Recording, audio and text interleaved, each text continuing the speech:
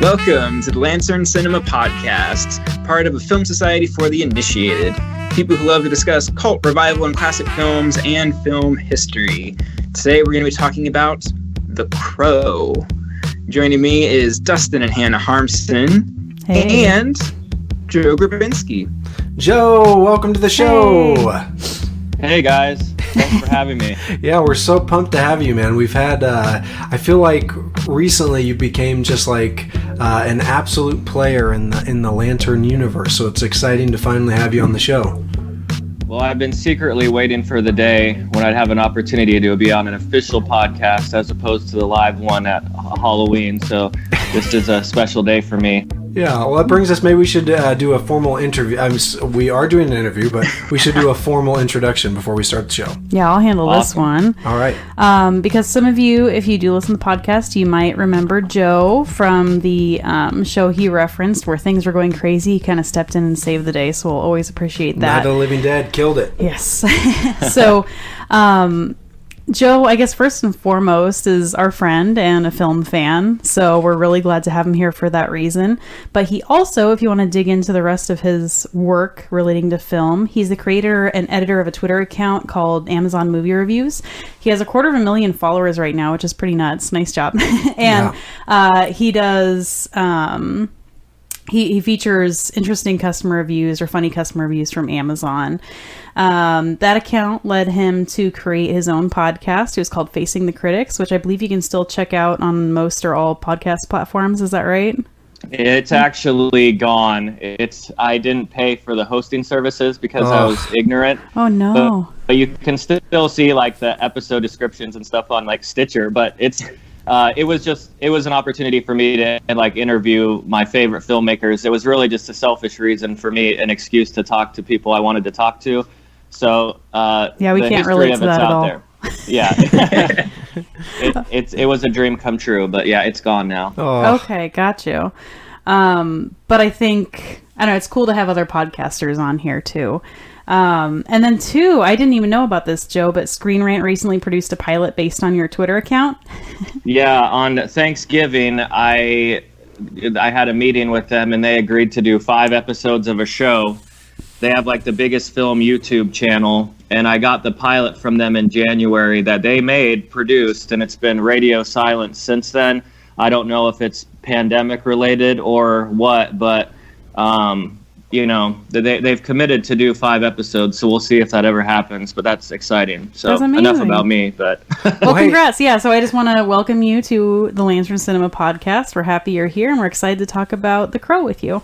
Yeah, and maybe before we 100% get into The Crow, do you have maybe one, what was your most memorable episode of your show in which there was an interesting interaction? I had Alex Ross Perry on to discuss his films Queen of Earth and Listen Up, Philip, I believe. And we had a segment called, the final segment of the show was always discussing an unfairly maligned film, and we discussed Paul Schrader's The Canyons. That was incredible. I really admire him as a filmmaker. And then I got to talk with Sean Baker at great degree right after Tangerine came out. Wow. So speaking with those two guys was just a dream experience for me. So maybe someday I can dig up those audio and get them posted back up somewhere. Yeah, well, we've actually, this last week, we've been in the process of trying to get all of our shows on YouTube. So for anyone listening to this, if you know anybody who prefers their podcast on the YouTube platform, we've been going back and trying to get all the shows on there. So it was in reference to a conversation I had privately with you. I remember actually now you saying that you lost all your stuff, and I was just like, oh, we got to back this up. We put way too much wise. work. Yeah, get it somewhere else. And actually, we don't usually do this because it's a little thirsty for our podcast, but if anybody, we do know that we have listeners from all over the world and all over the country, and we have people who do check in, which is amazing. If any of you listen and you haven't liked, reviewed, or subscribed, that would be super, super helpful, especially as we're starting to push out a little more content and that kind of thing. That's always helpful to people who create this stuff. It may not take a lot of time on your part, but we appreciate it. Yes. So thank you in advance again. As everyone in the world, we're still in quarantine, and it's kind of our goal to try to push these out more frequently. We have to go ahead and watch the trailer. The trailer.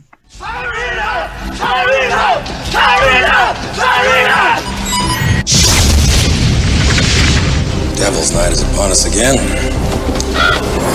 Throw a little party, start a bunch of fires, make a little profit.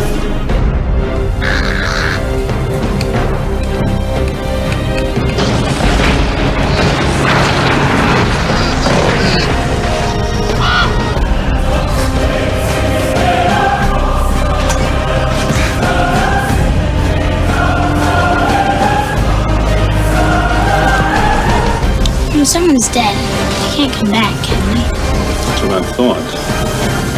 Are you referring to anyone in particular?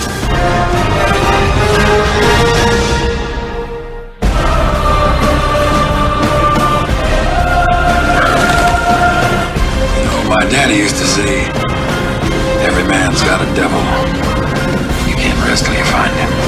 Winked at me before he jumped out a fourth-floor window like he had wings.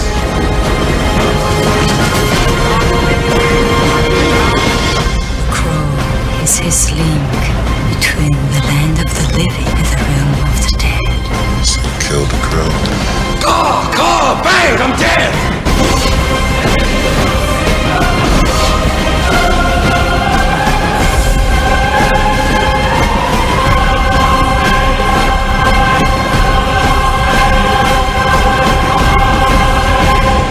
Gosh, the devil stood and felt how awful goodness is. Felt how awful goodness. How does this trailer stack up towards other ones that we've watched? Did you guys feel?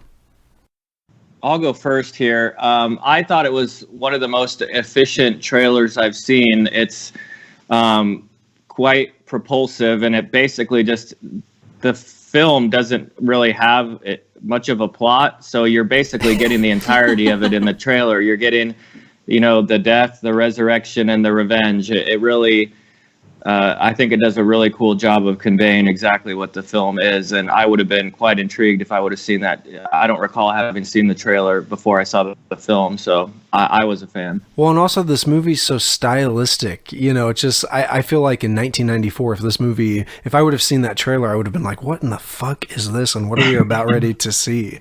Yes. The only thing I think missing for me on the trailer was, okay, so this probably would have, it would have came out in 94, right? When the movie came out itself. Is that accurate to say? Yes. That the trailer would have been out. Okay, so I just, I feel like all 90s VHS tapes that I have that goofy voice where it's like, what happens when one man, Yes. So it would be nice if someone would do a re-edit of this trailer and put in the With that voice. Yeah, the 90s trailer guy, whoever that was. I would love to know who that dude was. I wish I knew his name, but I know who you're referring to. He was on There was a documentary about him, I think. Was it one person Yeah, basically the yeah, entire yeah. time? Oh my gosh. From like One Air man. Bud to Titanic, it was like the same guy. I think Dustin and I were also talking about how cool it'd be to see like the Crow trailer with like a Millennial Whoop soundtrack, like a 2000s. Whoa! Yeah. Whoa! Yeah, like all trailers now. Yeah. Okay. So yeah, I thought it was exactly like you said, efficient, and I think so much of the magic of this movie is the stylized kind of vibe in it. So did an awesome job kind of showcasing that. So Chris, are you feeling ready for a synopsis? Yeah, and like this movie, in addition to the little plot that it has, is like all about aesthetic, vibe, and the trailer just portrayed that perfectly. I think this was one of the better trailers that we've watched for a movie. Granted, it's also more recent than a lot of the ones that we've done, so maybe that also helps. But yeah, unlike The Dark Crystal, this was a trailer that actually told you what you're going to go watch. Oh my gosh, that Dark Crystal one. Yeah. Yeah. All right. The plot. What there is of it. So, imagine Detroit, but like bizarro, dark, comic-y Detroit, the day before Halloween, Devil's Night, which is doubling as the day before a couple's wedding night. We're seeing this like super dark gothic studio apartment, getting some voiceover from kind of like a raspy teen girl talking about a crow. And a street gang breaks into this apartment to intimidate Shelly,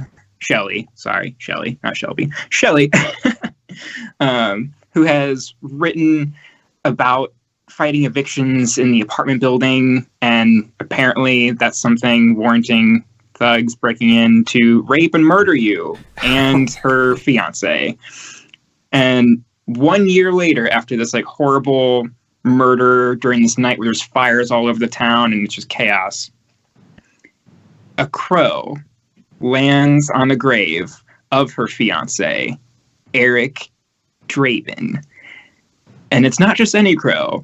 It's a supernatural, mythical crow that resurrects him from his grave and bestows upon him supernatural powers, where he has this amazing healing ability. He pretty much can't die. He vanishes occasionally, but it's unclear whether there's actually a power he has, or if he's just kind of like Batman and just like disappear for a second, because when there's a helicopter chasing him, he can't disappear. But still, he's pretty much impenetrable, and he's been brought back from the grave to seek revenge, to kill the 4 people that killed him and his fiance, so that she can live in peace in the afterlife. That's pretty much the plot. And he also runs very fast. He runs very fast on very, very wet rooftops for long periods of time. In a trench coat, reason. which just seems to be more prohibitive than anything, but whatever. That's the superpower, is being able to run like that in a trench coat. Last time we watched it, I said to Hannah, I said, wait a second, is he outrunning the crow? Yeah. The helicopter. Yeah. Okay, I don't know about everyone here. I'm really interested to hear what everyone's history is with this film. For me, I saw it for the first time this year. It's one of those movies where I have heard so many people talking about this movie for years and years. And it seems like a movie where the mythology of it is almost greater than people's knowledge of what the movie actually is. So how did you guys see it? I'll go again. I'll try not to jump in as the first person on every topic. No, please do. I was born in 1984. I was in a religious household where I couldn't watch really anything that was above PG-13. And I could only watch a few PG-13 movies. I was in a summer art class in 1993, and I heard some of the cool older kids talking about the death of Brandon Lee. I was sitting at a table, and I was immediately captivated by, what they were talking about, the darkness of the story, the darkness of the material. And it immediately was like imprinted on my brain as like this mythological story and film, and something that I had to see someday.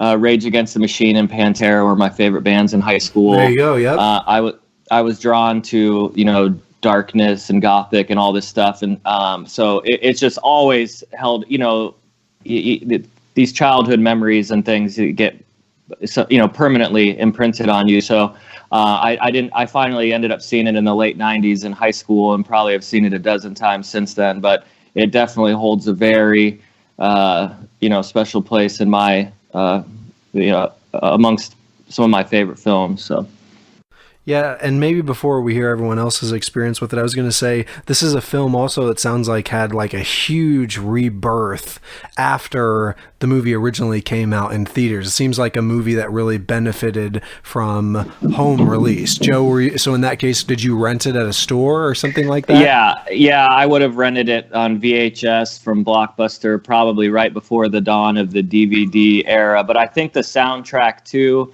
that'll be potentially another topic here, but I think the strength of the soundtrack, was humongous, and this was right at the dawn of Nine Inch Nails and all these bands. So I do think it did well in the box office, but had a huge life on video, and for a decade after it was released, and still to this day. Yeah. Chris, I remember you had a very humorous story. I'd love to hear your story. Yeah, my history with The Crow is much sillier. So this was my first time properly watching it with the intent to be watching this movie. I'd only ever seen it one other time, roughly a decade ago, at a heavy metal themed burger restaurant called Kuma's Corner. Ooh. There's one like downtown Chicago. There's one a little bit outside of there. And a friend of mine just knew that I listened to some metal and decided I was like the metal person in the group and needed to go eat here.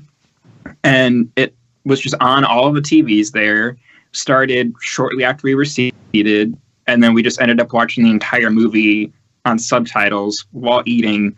And he was just giving me background on it. Because at that point, I hadn't like knowingly heard anything about it. Didn't know who Brandon Lee was. So I was just like randomly watching The Crow at like 4:00, eating a burger on a Saturday.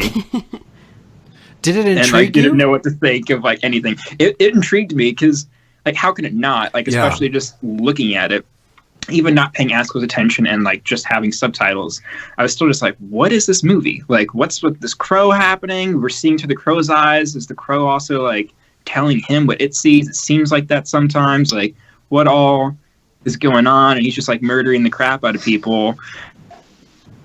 Definitely left an impression. Yeah. There's other movies I've just randomly seen out and about and forgotten of. Like this one, I was like, oh, that's The Crow. I now know what that is, and I'm not going to forget about it. With me and Hannah sitting down and preparing for this, Hannah said, what was it you said? You said something like, as it was playing, you were just, can you speak to that for a second? No. Basically, she said something to the effect of, this movie doesn't even look like it's something from 1994. Oh, yeah, I still agree with that. Because a lot of those like early 2000s comic book movies, I think they had that look, that kind of like desaturated, you know, gritty kind of like, and there's also like, I'm a graphic novel fan. I like comics. And I think the idea of an anti-hero was one that maybe in the early 90s just wasn't, not that it wasn't accepted, but it just wasn't as popular. Like people weren't as used to seeing that in that kind of media. So I think that combined with the aesthetic was pretty interesting. And I think a little ahead of its time. Yeah. Very much ahead of its time. And the Blu-ray now, I don't know if you guys had a chance to watch it on Blu-ray. It just looks fucking phenomenal. Yes. I thought it was just an amazing, experience. So it's not just for, I mean, Dustin keeps going to revival movies at like Flick's Brewhouse and stuff like that. And I think everyone he's gone to himself is just for kind of horny middle-aged goth women. Yeah. So there was this one, and he went to see Lost Boys, and in both he said it was basically the same crowd. There's a lot of crossover there. Yeah, the crowd almost exclusively was just middle-aged women that I could tell had their sexual realizations to both of these movies. So I don't know what that says about me, but I loved both. It's funny that you mentioned Lost Boys because I was really thinking of them. Actually, I had that thought today of these two films being kindred spirits in terms of the aesthetic vibe. Of the experience, no other similarities other than they feel like spiritual, some relation between the two. So that's interesting. Yeah. Mm-hmm. So maybe we should get into talking about how this movie kind of came to be. Yeah. Have any of you read the comic before? I have, yes. Okay, I was gonna say I just crammed and I read it last night. So Joe, anything you want to add, feel free. But what I know about it was essentially James O'Barr wrote the graphic novel, although I don't know what year it came out. 89. Thank you. Okay, 89. So he wrote this, and there's kind of, as we get into the comic and the film and Brandon Lee's life and Bruce Lee's life, there are so many examples of people talking about like, curses or things being kismet, or there's this connection between, these series of events that seem to be like fateful. So we can let you all make with that if you will. But essentially, the author, James O'Brien, lost his fiance to a drunk driving accident. It was based really heavily on that. And he felt a really big sense of responsibility because she died when he'd asked her to pick him up. He hadn't paid his car insurance or something like that. So he held a lot of responsibility for that. And he went on to write this graphic novel and draw and just create art as a means of dealing with that grief. So, I mean, that just to get things started, I feel like that's an important comparison is the graphic novel to the film. And I'd like to piggyback off of something that Hannah said right there. It's my understanding as well that the author was primarily listening to the Cure and Joy Division. There's some Joy Division quotes in the book for sure. Yeah, so it's interesting to think that this idea of like this really gothic, kind of melancholy is something that just pervades this entire work. And it's funny how much of that kind of continues. How much of the graphic novel is similar or dissimilar to the final product? I think it's very similar. There are a couple of key differences, like the way Eric and Shelley die. They're still killed by, Tintin and Skank and you're acting like I'm making a joke. It's actually the names are hilarious in this movie. And then the one thing I noticed there are a couple of moments where the movie, I think, overall I should say I think I liked the film better. I don't know, Joe, do you have an opinion on that? Do you kind of weigh those that way? I think it's one of the most effective adaptations. It doesn't. The structure of the comic is very basic and episodic. It even has less exposition than the movie. It's really just the murders of, the revenge murders and flashbacks. So I think it's a very effective adaptation, and I like them both a lot. I'd like to see a black and white version of the comic book. But it's. I think they're both excellent. Yeah, I agree. I do think that they each had strengths. And I think last night I was telling Dustin, I was firmly team film. But as I went back to look through the comic and kind of take it in a little more slowly, I realized there are a couple of really beautiful artistic choices that couldn't make it into the film. So the fact that Eric communicates with the crow, and the crow is constantly telling him, there's this kind of refrain of don't look, you shouldn't look at these terrible points of your life.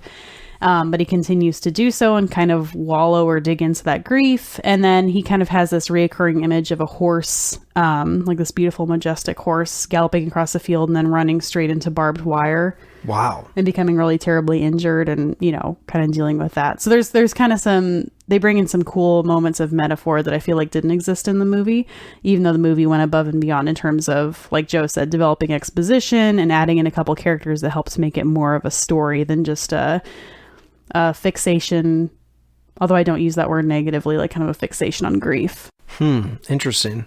Another thought that came to me is it's my understanding that the Eric Draven character in the comic speaks in poetry the entire time. Is that right? Yes. And Eric was, what was he named after? I can't remember in the comic, but the author makes a point of saying, I know Shelley was named after Mary Shelley. Huh.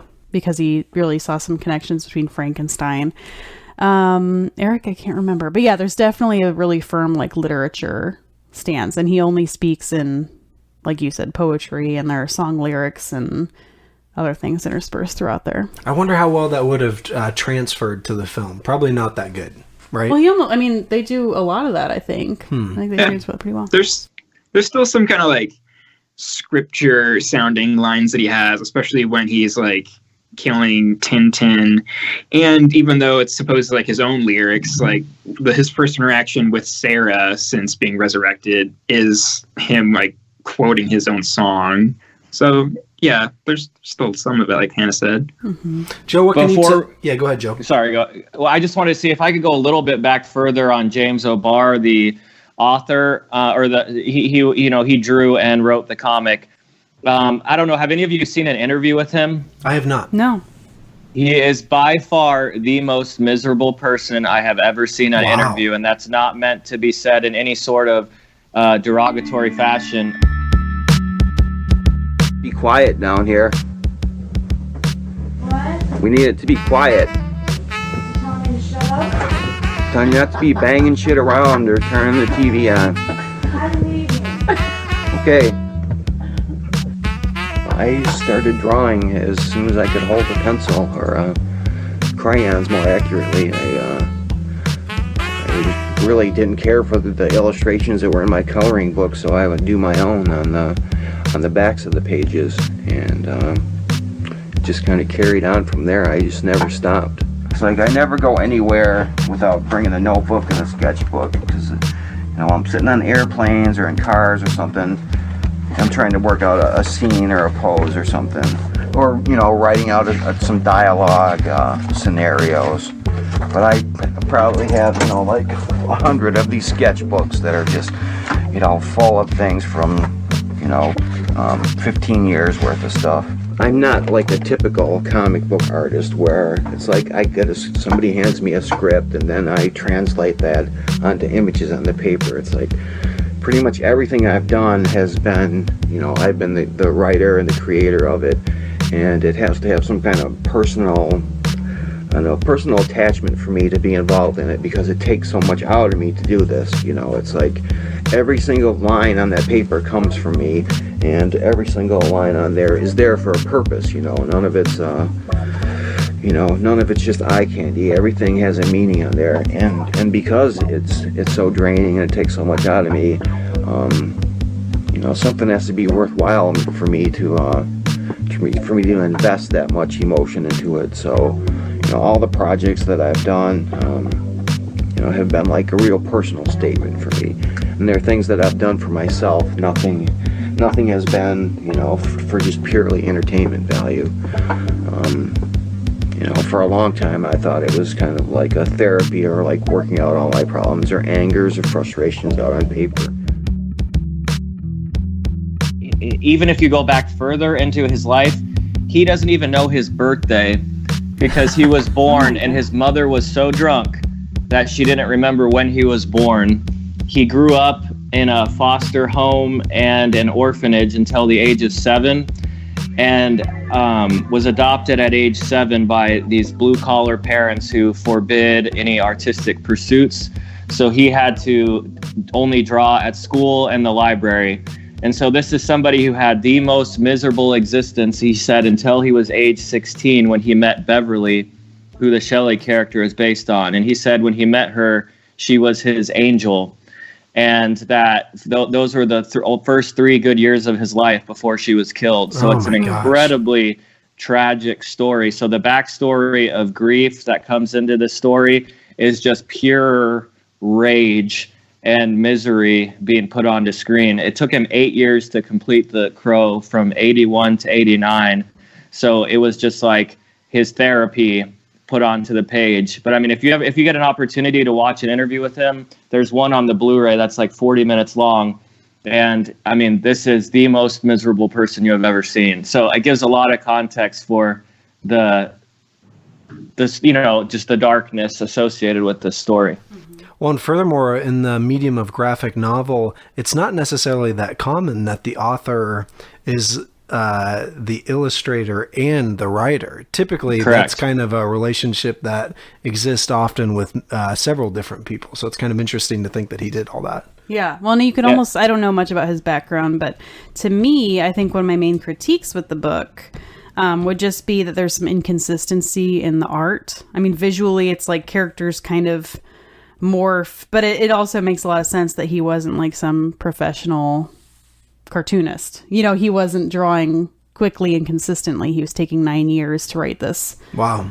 Yeah, he worked at a car dealership and wrote this comic. This whole thing won't be about the comic. I'm almost done here. But he would work from 2 to 3 until 3 in the morning. He would write this. He was using Kmart watercolors to do the flashback sequences. He was just drawing this in pencil in his house.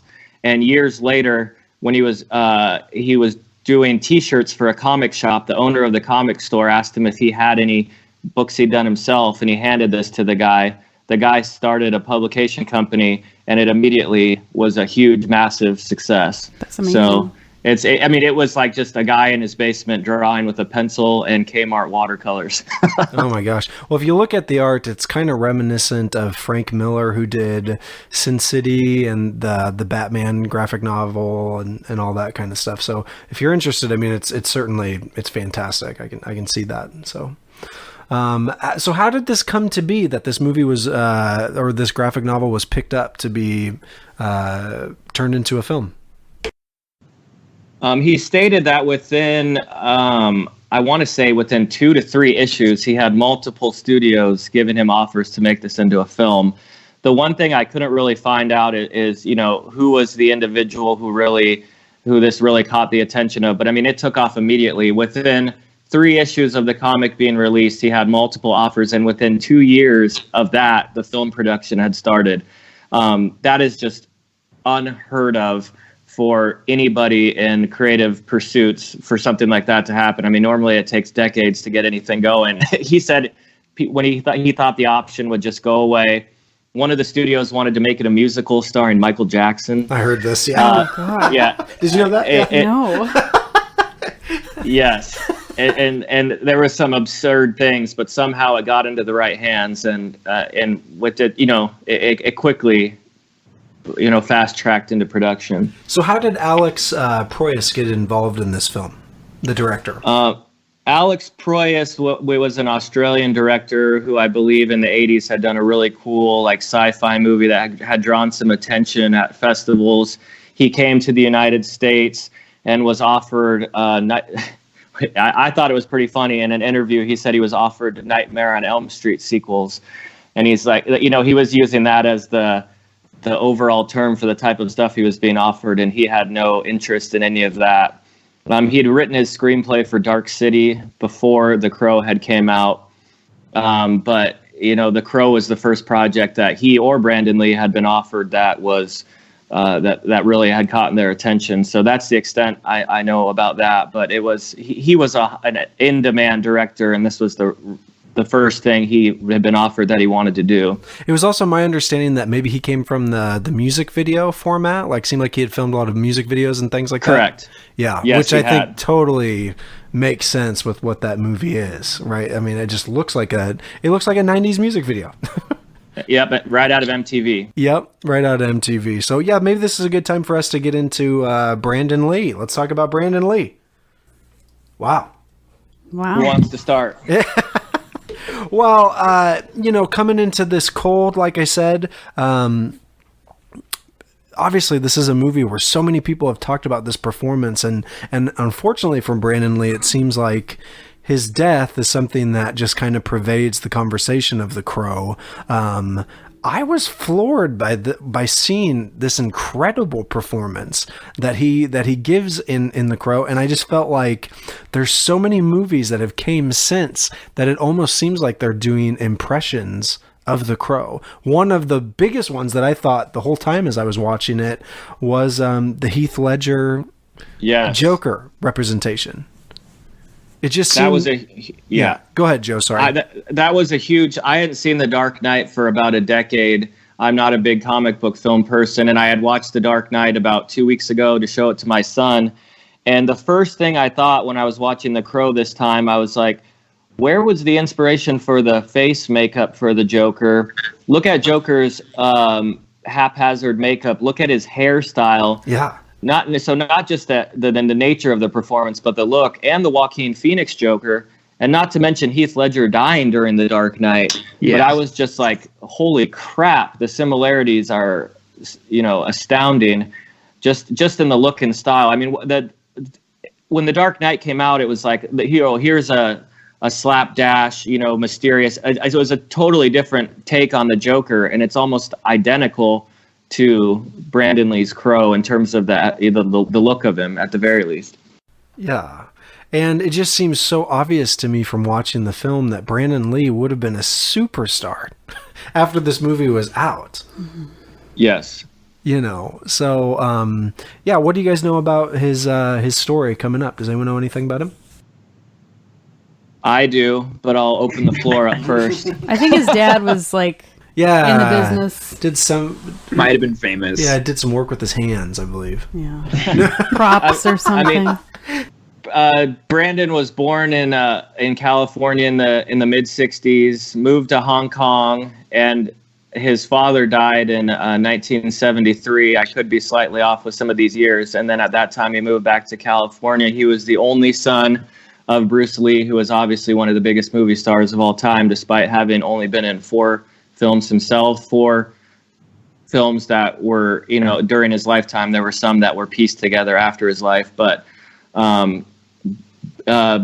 Brandon studied at the Lee Strasberg Institute. He trained after that with some of his father's best friends and I can't think of the right term, but some of the same people who had trained his father in martial arts. And he tried to have a film and TV career. He was in like the Kung Fu movie on TV. He was in a couple B movies, a movie with Dolph Lundgren, but he had never really had any success, just about 5 or 6 films before The Crow. So The Crow was really, this was going to be his launching pad. And he had, everybody on set said it was like working with a movie star who wasn't a movie star yet. He had the same, if you were doing a Brad Pitt movie in the 90s, he had that same aura to everybody on the set. But he just wasn't a star himself yet. Which is insane, because when you watch it, I mean, look at that dude's body. He is like, it's like impeccable form. You know what I mean? Like, he looks like what the graphic novel looks like. Even in... apparently, he had shed like 40 pounds to look like that, because he had bulked up for a previous role, so then he had to trim down for this. Wow, that is insane. And even the B movies that you guys are kind of describing, in those movies, it was obvious that he had a license to kick ass at all times. He knew what he was doing. Did you look at me for a little giggle there? Yeah, I didn't get it from anybody, so I just kind of went back into myself. That's cute. It's good.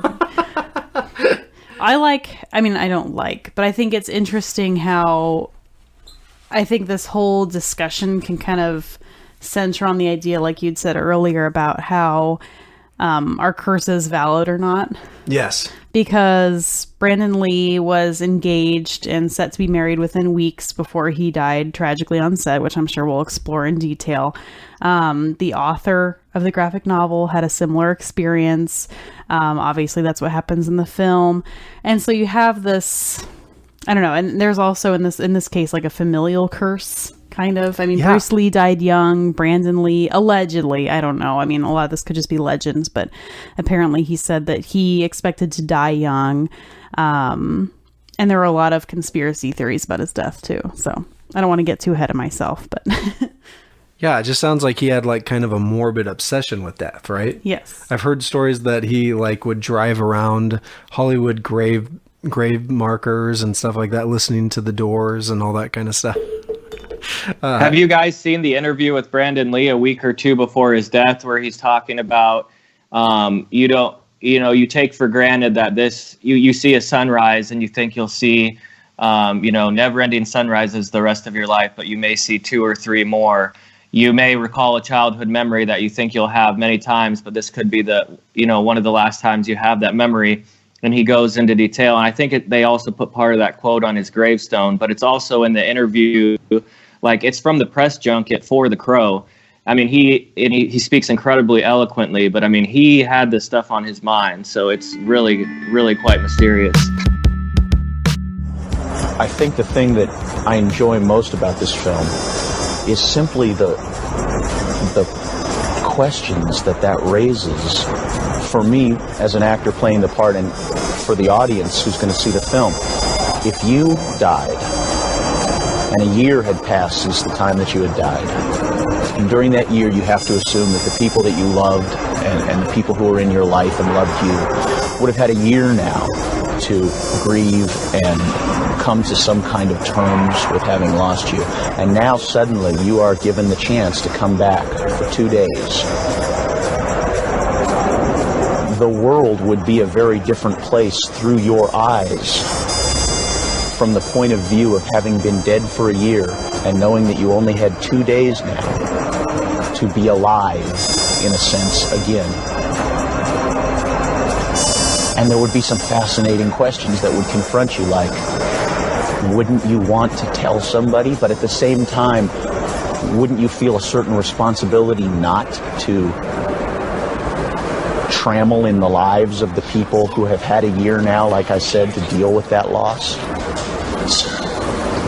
And you would see the world through these very different eyes, these eyes that are coming from a point of view and a perspective that no one really has. Because we do not know when we will die, we get to think of life as an inexhaustible well. And yet everything happens only a certain number of times, and a very small number, really. How many more times will you remember a certain afternoon of your childhood? An afternoon that is so deeply a part of your being that you can't even conceive of your life without it. Perhaps 4 or 5 times more. Perhaps not even that. How many more times will you watch the full moon rise? perhaps 20, and yet it all seems limitless. Little things used to mean so much to Shelley. I used to think they were kind of trivial. Believe me, nothing is trivial. This is the point of view that this character is coming from in the whole film, because it has been brought sharply into focus for him how precious each moment of his life is.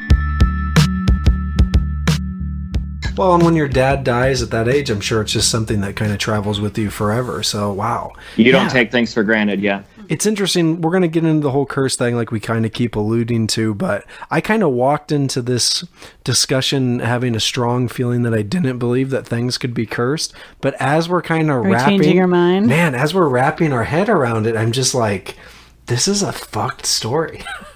Just thinking it's terrible. of all it's sad that. on so many levels. I mean, everybody, and that's the thing. The level of devastation that kept building. You know, so many people, like the theme of the novel is that, that there's that idea of guilt. So that's one motif. And taking responsibility, feeling like you should have been able to do something. Eric should have been able to save Shelley, whatever the case might be. So you have that where the author, James O'Barr, is trying to kind of explore his own guilt with his fiance. He befriends Brandon Lee, who dies and then feels massive guilt for his death because of his story being brought to life in film. It's just wild. It's wild. Yeah, it's totally crazy. I don't know. Chris, what were your thoughts on that? What did you know about the death, the curse, all of this stuff, like kind of the darkness of the film and story going into it? So going into it, I had just known that he had died on set and that it involved a gun and just not even real bullets, but fake bullets not being handled properly and nobody inspecting the gun properly before the scene was being shot, pretty much. But since then, I've learned that there was just other crazy shit happening on the set as well. Different accidents, somebody being like electrocuted and burned and hospitalized, and just like an assortment of things happening, including on like the very first day, but like just constantly something happening seemingly consistently throughout production, some sort of injury or incident, which actually reminded me a little bit of another movie we've talked about, Fitzcarraldo. Oh yeah, sure. Just having a bunch of crazy shit in production and accidents and near deaths and things. And it's like, what is happening? That maybe not being a cursed movie, but just really brutal production for both of these films. And what was I going to say? It kind of kills me that, I don't know if you guys subscribe to Shudder, but I just did, because they're doing a limited series of cursed film sets. And I was so psyched because I was like, oh, we're recording The Crow tomorrow, but that one isn't released for another week. So we're going to have to wait on that. Let's just consider this a companion piece, because that series is doing a really good job of digging into, like in my case, I saw The Exorcist and digging into what happens on some of these really tumultuous, awful. Yeah, well, and it kind of sounds like naturally we're kind of going to the discussion of production and kind of getting into this curse stuff, and I'm sure more Brandon Lee anecdotes will come up as we go. But Joe, what can you tell us about production of this film? Okay, so one thing I wanted to add, and this leads into production, is when we're talking about all the accidents that happened on set, one thing to really put at the forefront of your mind is that this film had a budget of $15 million before they added some money at the end. So we're talking about today when we watch a superhero movie, these are $300 million movies. Wow. You won't see a superhero movie made for less than $80 or $90 million. So with a budget of $15 million, you're talking about people working long hours, trying to do ambitious things. So that's going to lend itself to more accidents happening. But this film was shot in North Carolina in 1993. It shared a film set with the Hudsucker Proxy, the Coen Brothers film. Yes. That's just a fun thing to picture in your mind, just for context of when this came out in Hollywood history. Let's see, a few other high-level notes here is that they did actually want to shoot the film in black and white. Alex Proyas did, as did Brandon Lee, but obviously the studio wasn't going to let anybody shoot something in black and white. This is already an ambitious enough, thing at that time to try to make into a film, like Hannah said, an anti-hero based on a graphic novel. There's no real precedent for something like that. But as you guys have kind of alluded to, they kind of attempted to desaturate the film palette using like production design. There were no blues or greens. The only real color you're seeing is in the flashbacks or the fire and the blood. And I never really noticed that in the past, but you are almost kind of watching a black and white film. Did you guys kind of have that experience when you were viewing it? Yeah, certainly. And throughout the research of kind of hearing that, it's just like, oh, totally. That's exactly what it is. Mm-hmm. And maybe it's just the grittiness of it that, you know, you're just kind of like, what is it that I'm attaching myself to? I was very visually attracted to this movie just right away. But both me and Hannah come from loving films in black and white. So I think we definitely attached to that. Would you agree? Yes. A few other things I'll touch on, and then I'll sit back and let you guys react. But I mean, I was really fascinated by the miniatures. You know, when you're watching the opening of the film, I don't know. It almost like you can like Tim Burton's Batman Returns. You see some of this stuff too, or in like Beetlejuice. You can kind of tell when things are miniatures. And Alex Proyas said he liked the audience to be able to tell. But that's a really cool thing. I mean, how minimal CGI was used in this. It was a lot of green screen and a lot of miniatures, which was really cool. I have all sorts of anecdotes and things here. We could talk about the makeup, you know, the story, the bird. There's a lot of cool stuff. Well, and one thing that's kind of cool about Brandon Lee is it sounds like that he really had a relationship with the director where they were like totally buddies, hanging out with each other, going off and doing stuff throughout the entirety of the movie and leading up to it. But Brandon Lee, it sounds like, really had a lot to do with making decisions about how the character was going to be dressed. Is that correct? Oh yeah, I don't know if I think this might have been on the audio commentary, but they had a lot of deliberation regarding the makeup in the film. They were never quite satisfied, and apparently at some point they got to the routine where Brandon Lee was, I think, putting on his makeup himself at his house and sleeping in it the night before. Mm-hmm. And I don't know if someone else was applying it at his house and then he was sleeping in it, but I mean, they really wanted it to have a weathered, you know, a worn, gritty look to it. The term gritty is not cool anymore because everything's trying to be gritty, but it really looks cool in the film because of that. Well, I think it was important for Brandon Lee to know, it was important for him to apply the makeup because, you know, he was really trying to put himself in that character. You know, that character would have been the person putting it on, and it was really important for him to have the experience. Furthermore, it sounds like the idea of using the trench coat, which, you know, now the screening that I went to go see The Crow, every person in that audience had a trench coat, right? Like, it's like almost like a silly thing almost now, like this gothic kind of trench coat look, but it was almost like they were trying to recreate the idea of what Batman would actually look like in real life. Batman in real life wouldn't be wearing a cape. He'd be wearing some kind of big, cool coat. Something to flutter majestically while you run faster. Yeah. I was thinking of, like, The Punisher while watching this. That's what I think. Joe, have you ever seen that 80s Punisher movie?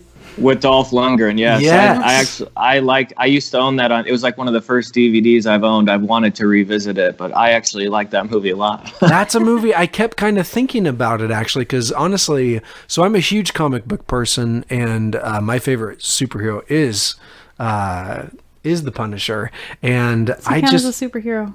I don't know. Go ahead, keep talking. He's just an angry man. Yeah. Anyways, I'm like dying for there to be a good Punisher movie. You didn't like Punisher Warzone? No, I didn't actually. I really liked when he fired that rocket launcher at those. I don't know if you've seen the movie, or if you recall, but he like blows up some of the enemies in midair. It was insane. Just like arm breaking. Like, I thought the gore and all this stuff in that movie was awesome, but it wasn't a good movie. Well, and for the timeline of Punisher, or the story arc that existed, it was perfect because those Warzone Punisher comics are kind of like that. But I would love to see a real gritty Punisher movie similar to what The Crow. So when I was watching The Crow, I was just like, I think this is the greatest comic book movie I've ever seen. This is what I wish comic book movies were like. You know what I mean? Like, I was really impressed with it. So, yeah, I don't mean to get too far off.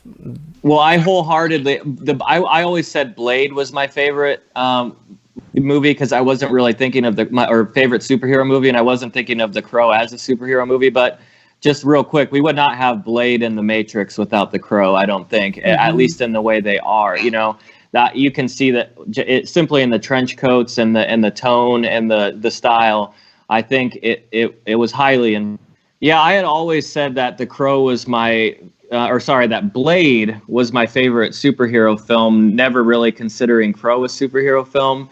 But I think it's pretty clear that we wouldn't have Blade or The Matrix without The Crow.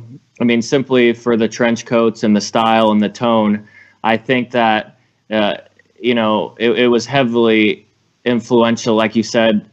It was the best Punisher film, but I also think there was a lot of other films that it was directly responsible for. Yeah, I totally agree. And once again, that Alex Proyas, like, there's a lot of things that he did to kind of, give it that look. It sounds like that Alex Proyas himself had a real love of kind of the gothic subculture that existed, and it seemed like he really made a point to I think in the commentary he says that he wanted this to be the ultimate gothic movie, which I think it is, right? Unquestionable. I mean, this or Nightmare Before Christmas, right? Like until he made Dark City.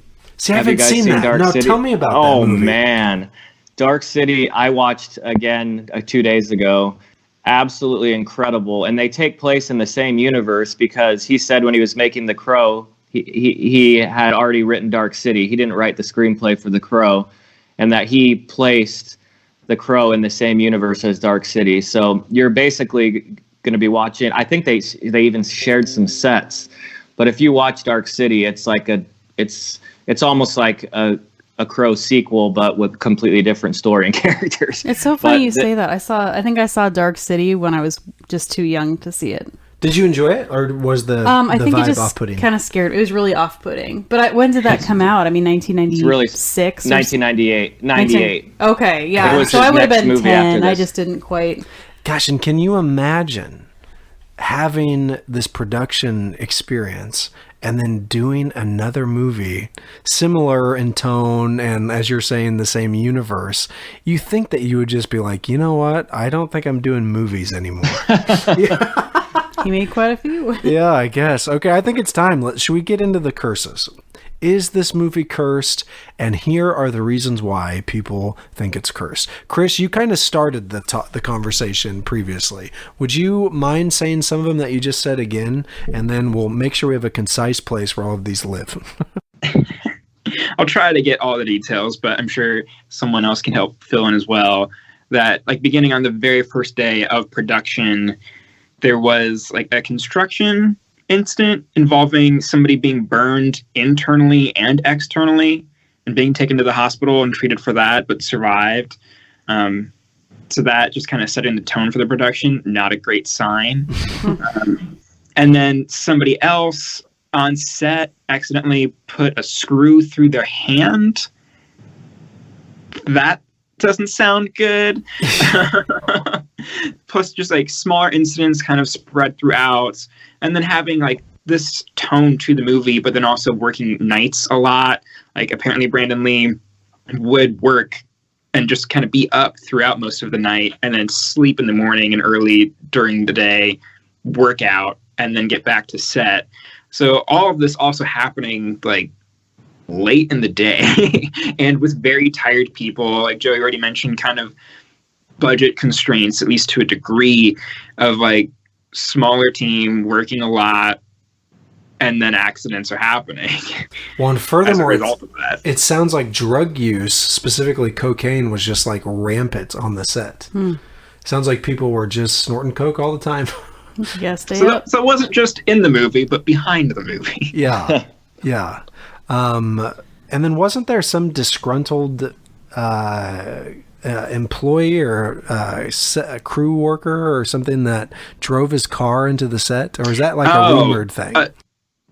I heard that it was confirmed that a truck drove through the set, but that who and why, like there's rumors and conflicting reports as to like what exactly happened, but that a car did drive through there. Are we going to go into detail on the actual mechanism of how he was killed? I was going to ask the same thing because Yeah, I think we should. I think it's Wikipedia'd a important. lot last night to try to figure out what went on with that gun because I do not understand guns. I've never held a gun. Yeah. I don't know. Me neither. So I had to really dig into it to like really get the step by step. So maybe between the two of us, we can get this explained, and people who understand guns won't get too mad at us. You're welcome to start if you'd like. I'll start. You correct me. So Sure. essentially, my understanding was with gun props in film, you want two different effects. One is that you actually see the bullet leaving the gun, and the other is that you have like the boom and flash, but no bullet exiting the gun. So if you have a blank, which most people are familiar with, that's the boom and flash, but no actual projectile. Well, if you have a dummy cartridge, it's just the shell, but no like gunpowder, nothing dangerous. There's no force between the bullet exiting the gun. Is that right, Joe? Am I understanding this right based on your similar Wikipedia research? Okay. Correct. So I think how this worked was, so obviously the ultimate result here is that Brandon Lee got shot unintentionally by another cast member in a scene that hadn't really been plans to have shooting in it, right? He wasn't initially, the director made the last minute decision. So they used a gun the day before, but using the dummy bullets. And so they could see that visual effect, but one of the bullets got caught or jammed in the gun. Then the next day they used blanks. So what they actually did unintentionally was combine the bullet with gunpowder, resulting in essentially a real bullet. Yeah? Does that sound right? That's way better than I could have explained it, and I tried many times to make it more concise. One slight thing I would add is that I think it was the second unit, just to get real specific, because I think a lot of people are intrigued by this. I think the second unit, rather than using commercial dummy rounds, they used, we don't know exactly who it was on the set, but they used real bullets. And they removed the bullet from the round, if I'm using the term correctly, removed the gunpowder and then replaced the bullet into the round.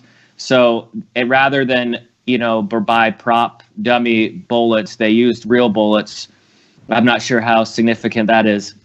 And I don't think they were actually, the second unit I don't think it was for a shot of the bullet actually exiting the barrel of the gun. I think they just wanted to show somebody like loading the gun.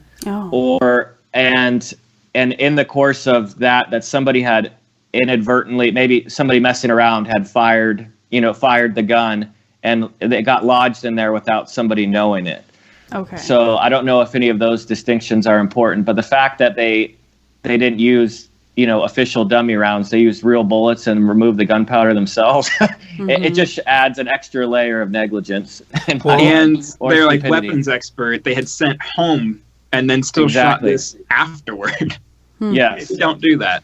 Well, and it sounds like this death also caused changes in regards to regulations on set. Thankfully, if there's anything good that could possibly come from this. But apparently, once again, going back to Brandon Lee's brilliance, he was such an amazing actor that when he fell down on the ground, people didn't think that he was dead.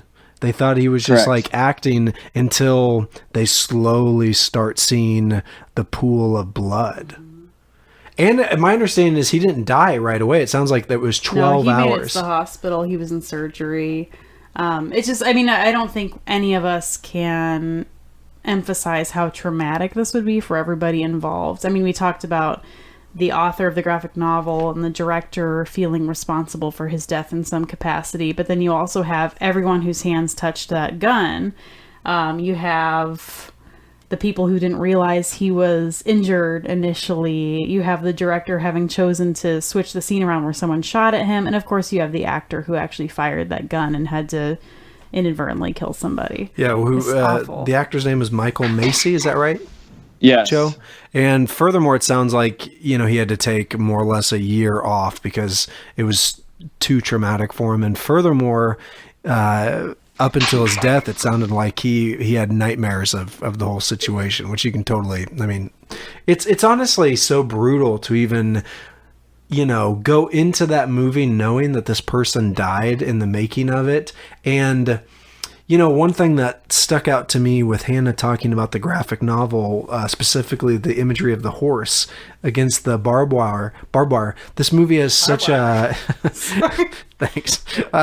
This movie has such a masochistic vibe to it, and throughout the entire movie, you see the Eric Draven character just getting shot at. It's all self-flagellation. I mean, it's like you see that character, as I see as a stand-in for the author, the creator, just like getting beaten up and shot and destroyed over and over again. Yeah. And then ultimately, I mean, what happens in the end of the graphic novel is his release is shooting the horse in the head to put it out of its misery. Wow. But think about him being engaged, or he was going to be married within weeks of the film being wrapped. Brandon and the film is about them. Yeah, Brandon Lee. And in the film, they die the day before their wedding. One of the craziest facts for me, and this, I'm going to have trouble explaining this, but this blew my mind. Did you guys know what happened in Bruce Lee's final film, Game of Death? Yeah, I just saw this yesterday. Please tell. Please, yes, I'm glad someone has it. Are we talking about the scene in the film? Yeah, Game of Death, where they have there's a scene in Bruce Lee's final film which wasn't finished. I think 60% of the film was finished when his dad died in Game of Death, Bruce Lee. There's a scene in the film where Bruce Lee's playing an actor in the film, and in the film, there's a scene where another actor is supposed to shoot him on the set of the film. Hannah's probably going to be able to explain this better. But the actor in the film within a film is an assassin using a real gun. And yes. Am I explaining this properly, yeah, Hannah? Perfectly. So almost the exact same way he died, there was a sequence in his father's final film where that exact same thing happened. Well, and Hannah had alluded to the fact that there was kind of a conspiratorial aspect with the film, and that's where it lies, right? That the deaths were so close. There's a conspiracy theory, probably just tabloid fodder, where people thought that there was, I don't know if it was a Chinese mob, right? Yeah, something like that. / production company who really wanted Bruce Lee to be in their films, but he refused. The Triads. Yes, thank you. Triads, and he didn't want anything to do with them. So there was this kind of conspiracy theory that they, 15 years later arranged his son's death in the same way. Wow. Well, I think it's more likely that Bruce Lee was killed for that very reason, because if you think about it, I mean, if his films are making $900 million in today's money, their competitors are going to want him dead, you know? So the association with Brand, I don't have any opinion, but I mean, at the very least, there's epic conspiracies around Bruce Lee's death. Yeah, absolutely. Well, and furthermore from this, there was a long, for years and years, long-held rumor that Brandon Lee's death is actually in the movie, which is all not true. But they had to take the footage of it happening and they had to use it for court purposes, right? Yes. So essentially, after it happened, was it Brandon Lee's mother who took them to court? Is that what it was? Based on negligence? I don't know. Does anyone know about this? I only know that the footage had to be destroyed as the result of a settlement with the parents. I know no negligence was found, only because there was something like up to 20 people involved in the film set were at fault. I work in insurance for a living, so I can get a grasp of how these negligence meaning, somebody had to have.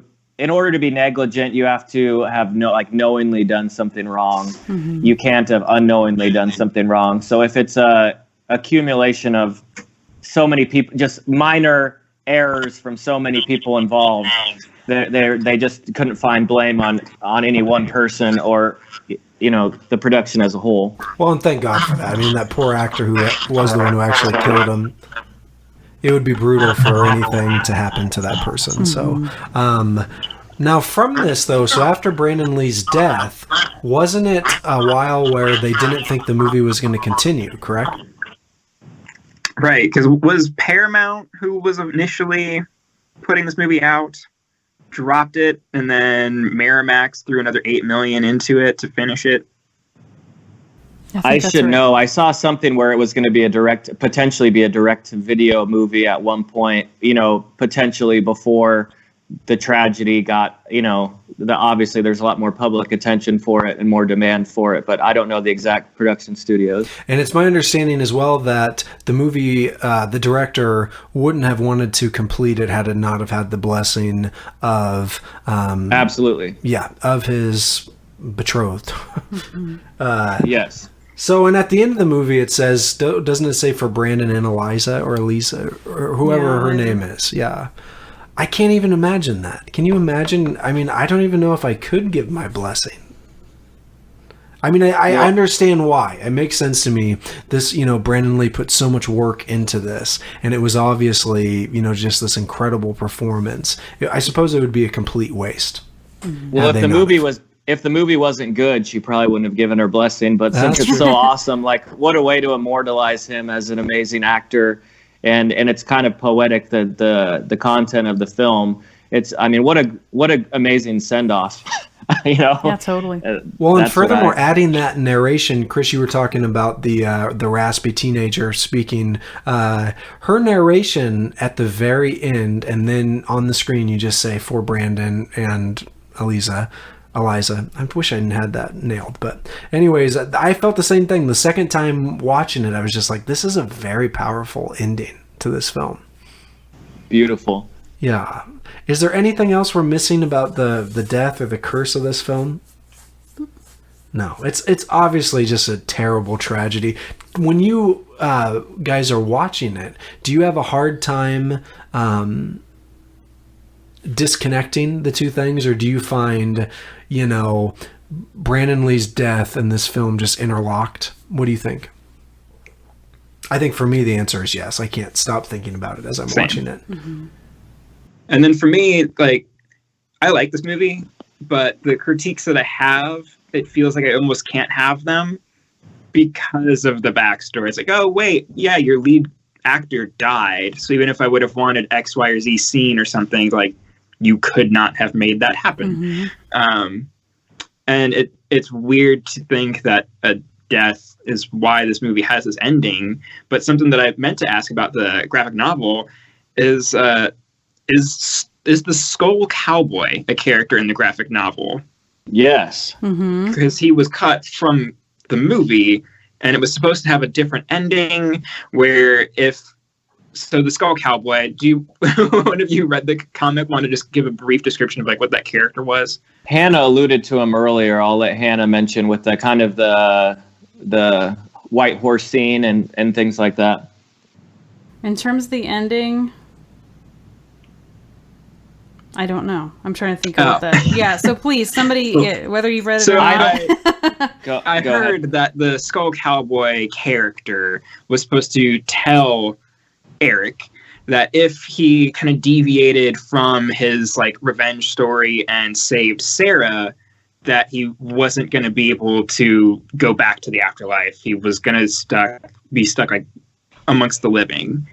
So the end of the movie is him returning to his grave and then like being able to be with his love again in the afterlife, and that wouldn't have happened, and sequels would have been possible because apparently Brandon signed a 3-film deal.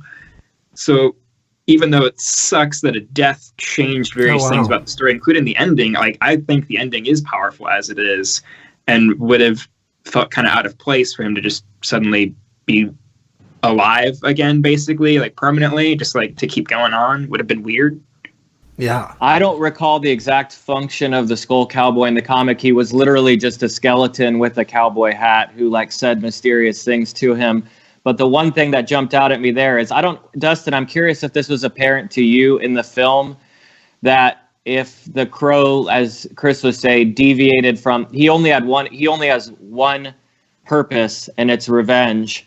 And if he does anything to deviate from that purpose, like helping other people, that he loses some of his powers. And so like in the film, they have this kind of conjecture by the bad guys that if you kill the crow, you're going to somehow damage Eric, yeah. At the end. But I don't think that's in the comic. But what's in the comic is that his powers are weakened if he does anything else. So by him helping Sarah and her mom, that was the exchange. You're right. Yeah, and the director says as much. He thought by focusing so much on that subplot, that did the function of that, so they didn't necessarily need to get into the character. It's my understanding too that the Skull Cowboy, I'm not enough familiar with the group of people that love this comic, but it sounds like it's a very controversial thing that this wasn't included. So it's interesting because, well, maybe we'll get into this, or maybe this is kind of a good time to do it, kind of talking about the legacy of this movie and kind of what it means and why it's something that still lives on. This movie has had a fair share of remakes. Joe, have you seen sequels? Yeah, sorry. Have you seen any of them? No, I've heard they're all dog shit, but I did place an order on eBay for the 3-pack, but I just, it's really hard to picture Edward Furlong, David Boreanaz. I don't know who. There's 3 different actors, I believe, playing the Crow in each of those, and I would love to watch them just out of curiosity, but I don't know anything about them. And almost Jason Momoa. Yeah, it sounds like there was a remake that was just about, and actually, was that going to be a proper remake? It almost sounded like it was going to be that. I think remake, not sequel. Yeah, like high budget remake that was supposed to come out last year. Oh. Yeah, it would probably be based directly on the book as opposed to a remake of the Lee film. But I would imagine that's still going to happen. This is a hot enough property, and the conversation's never gone away. I would imagine it'll happen someday. Yeah, it would have been interesting to see Jason Momoa as the character, though. Mm-hmm. I like him, but yeah, I don't know. Everyone likes him. Yeah, he's a very built, tan dude. And not a like trim, pale guy, or like pale faced because of the character and stuff. Like, I feel like Jason Momoa would be a weird version of the Crow. He wouldn't be like running around rooftops because he's just a big bulking tank. You know what's cool? He's handsome and awesome, but I wouldn't want to see him as the Crow. Sorry. The thing I like about the thing I like about Jason Momoa is he's so rock and roll. And I think I feel like that there is like a sense of rock and roll that exists within this character. We didn't even talk about this, the soundtrack, but my Lord, if you want to listen to some Stone Temple Pilots and some 9 Inch Nails, and it was awesome. I loved the soundtrack. I thought it was killer. The fact that he plays guitar is hilarious, though, to me. It really is, and maybe unnecessary, but fine. That scene where he's on top of that roof, oh my god, I was loving it. That was the like music video moment to me of him just playing guitar alone in the rain on a rooftop and then smashing everything. And then just going about his revenge story. That's the thing. Maybe for me, I think why this movie sticks out, we've already talked about this. Aesthetically, it's perfect. It's just such a cool movie. I think it's the quintessential comic book movie for my money. I would love to see more movies like this. But it's also kind of funny. Intentionally and oftentimes not so intentionally. Would you guys agree? Yeah. I think there's a lot of dark jokes that exist in it, and even the way that Brandon Lee kind of says lines, or we were just kind of chuckling at the scene where the trick-or-treaters are coming by, and he has that real weird laugh. Yeah. So I don't know. I don't know if it would be possible to remake this movie because so much of that magic intentionally, unintentionally exists within it. To me, Sorry, go ahead, Chris. Sorry, Joe. There were like a couple of Brandon lines for me that like did make me laugh. And there's just like the brief one when he is torching the pawn shop and he's leaving. He's just like, do I smell gas? Or just like something along that, and then just burns it. And then when he is with the cop, who we haven't mentioned at all yet, Sergeant Albrecht, when he is at his place and just like tells him like, don't smoke cigarettes, like, oh, don't smoke those, like those are going to kill you, as somebody who is like dead or undead. It's like, funny. Dustin, I really appreciated the set design in that particular scene. I don't know if you guys noticed. What did he have? They were like, so some poor PA was sent out to with $25, and they were supposed to make Ernie Hudson's apartment look like a lived-in just a guy's guy's guy. Yeah. So what did he had like a basketball and a trombone. No. Hey Joe, it's not even that. It's a basketball trombone in one scene. Then you go over and you see his chair, and there's a football and a baseball. You know, make this Ghostbuster look like a guy's guy. Let's give him a trombone. And What was he possibly doing? Like, oh, I'm having fun with my... And then he goes over, picks up a ball. I don't know, it's so funny. So, I'm sorry, Chris. I just co-opted that really well. Well, Anyway. I feel kind of bad because like this movie is like iconic and has like great shots and great scenes. But when I was watching it, I was texting like you two, Dustin and Hannah, that like two of my favorite moments were just two random cops hanging out in a cop car, and once they like take off to like be a part of this chase, one of them just spills coffee all over himself and is just screaming that he just burned him. And I just thought it was funny that a cop got coffee in his lap. And going back to the pawn shop, that scene in particular, and also just that character in general, Gideon, who's played by John Polito. Polito. I can't read my own writing. Wow. One of those great character John actors.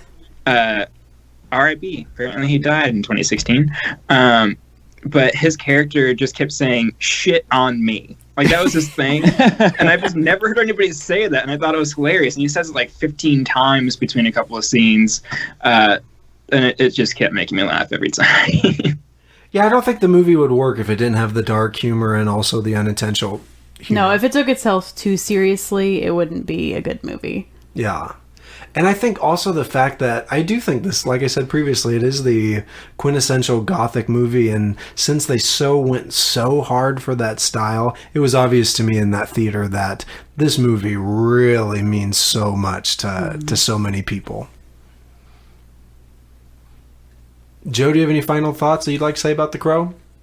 They're not going to be good wrap-up thoughts, but two funny things. The one moment I'm really going to put myself out there, the only moment in the film that really makes me laugh, unintentional, is in one of the flashback sequences. Brandon Lee and his Eric and Shelley, they look at each other and just both laugh, and then he says, restaurant, and then it cuts to the next scene. Does anybody recall that moment? Yeah. That's not a good wrap-up, but that was one of the most stilted things I've ever seen in a film.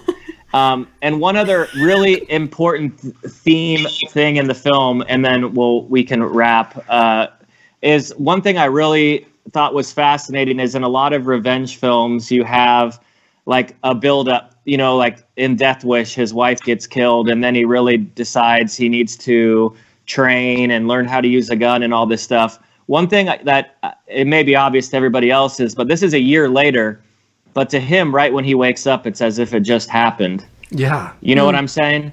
And so, like, I thought that was a really, to him, it's like as if a second passed as far as it knows right from when the death happened.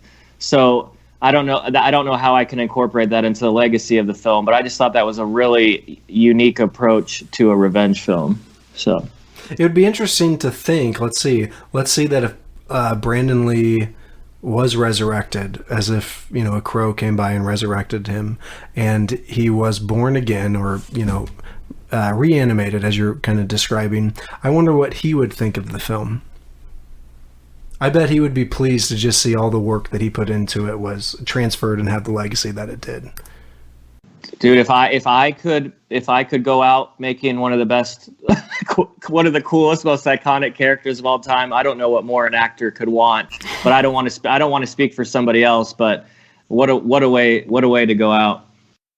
All right, well, I think that's The Crow. Joe, we want to say thank you so much for taking time and doing this, and we really hope, I think we can say as a group, that we can have some more of your time at another point, because you were an awesome guest. Mm-hmm. You killed it, I would be Joe. thrilled. Yeah. Thank you so much. Yeah, well, so, you know, we always try to say which film's going to be next, and I believe Hannah had the next choice. So, Hannah, would you please announce? It's a me. Okay. So, I'm very excited for this one. I have put this movie off for a long time because I feel like it's so special and sacred to me.